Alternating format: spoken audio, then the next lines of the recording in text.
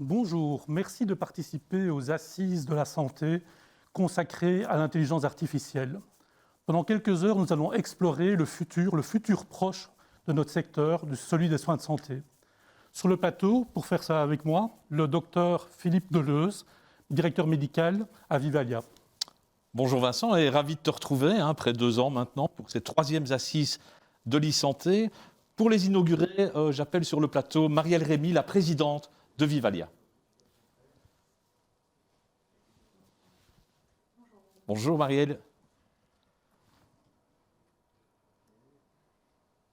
Mesdames, Messieurs, en vos titres et qualités, le Covid qui a bouleversé notre société depuis 1 an maintenant nous contraint à organiser de manière virtuelle cette 3e édition des Assises de l'e-santé.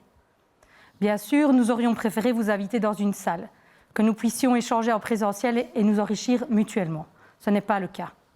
Mais il faut bien admettre que la technologie nous permet de nous parler aujourd'hui et de continuer à vivre, même différemment.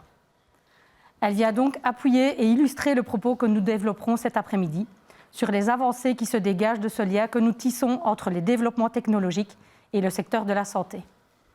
Même virtuellement, je vous souhaite en tout cas la bienvenue à cette 3e édition des Assises de l'e-santé en province du Luxembourg, au nom de Vivalia et de la province, ce que ne manquera pas de faire également Stéphane Demul, député provincial en charge de la santé, à qui je céderai la parole dans un instant. Je vous remercie donc, non pas d'être venu, mais de vous être connecté pour assister à ces assises. Vous avez pris connaissance du programme, vous avez pu constater combien il est riche et varié, vous permettant ainsi d'aborder sous différentes facettes ce lien entre la santé et les nouvelles technologies.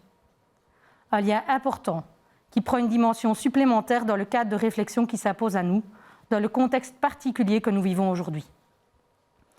En effet, nous devons évoluer et innover pour continuer d'assurer des soins de qualité et de proximité aux habitants de cette province et des régions limitrophes. Et cette évolution passe par l'e-santé. Une véritable dynamique a été initiée avec les premières assises en 2017. Et aujourd'hui, nous ne sommes plus au stade de la réflexion. Nous sommes dans la concrétisation avec des projets aboutis et d'autres qui mûrissent.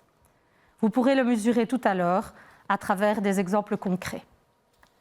Pour Vivalia, l'e-santé est une nécessité que nous intégrons dès aujourd'hui, pour demain, pour le futur, dans le cadre du développement de notre projet Vivalia 2025, porté par le futur CHR Centre-Sud de Houdemont, dans la commune de Habay, et un maillage qui va redessiner l'offre des soins de santé dans la province.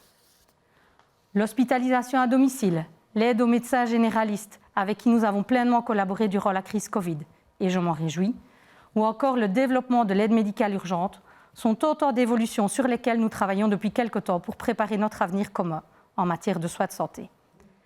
C'est un travail collectif mené au sein de Vivalia, depuis le conseil d'administration jusque dans l'ensemble de nos sites et services. Je profite de cette prise de parole pour remercier une fois encore toutes celles et ceux qui, dans notre intercommunal, démontrent chaque jour leur professionnalisme. Nous savons combien il est grand, combien il a été important, combien il nous a permis d'être aux côtés et au service de la population durant ces mois difficiles que le Covid nous a imposés.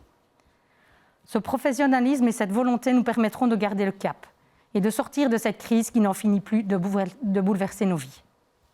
C'est sur ces mots que je conclus mon intervention. Je cède la parole au député provincial Stéphane Demul. Je vous remercie pour votre attention et vous souhaite de bonnes assises de l'e-santé, riches en enseignements et qui vous seront profitables, j'en suis certaine.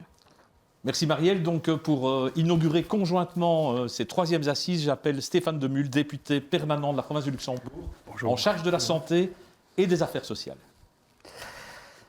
Merci Philippe, merci Madame la Présidente.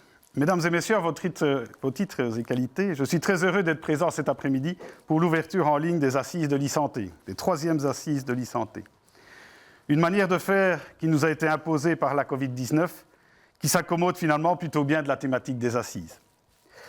Ces assises de l'e-santé sont un des axes de travail dans la réflexion prioritaire que la province de Luxembourg mène depuis plusieurs années pour améliorer l'attractivité de la profession et les conditions de travail du personnel médical et soignant exerçant leur profession actuellement sur le territoire de la province de Luxembourg.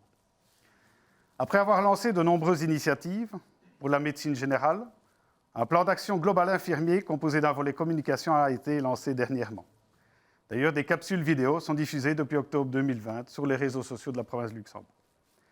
Prochainement, une nouvelle vidéo d'ambiance à destination des jeunes va être diffusée pour que celles et ceux qui sont intéressés par la profession puissent s'inscrire en mars-avril 2021 dans un cursus adéquat. Un plan d'action pour les dentistes est également en voie de finalisation. Et l'attractivité du territoire pour les professions médicales et soignantes passe aussi par l'utilisation des nouvelles technologies pour améliorer leurs conditions de travail et les pratiques cliniques. Gain de temps, diagnostic plus précis, disponibilité augmentée. Plusieurs projets concrets vont vous être présentés, comme le carnet de liaison électronique pour les soins à domicile, les lunettes connectées au centre pénitentiaire de Marchand-Famenne, ou encore l'anamnèse digitale aux urgences de l'hôpital de Marchand-Famenne. Ces projets pilotes que la province de Luxembourg et Vivalia développent permettent aux professionnels d'oser le changement dans leurs pratiques. Accompagner la transformation, c'est aussi former et informer. Les habitants de la province de Luxembourg sont souvent pénalisés dans l'accès à la formation continue, car ils doivent se déplacer loin pour se former.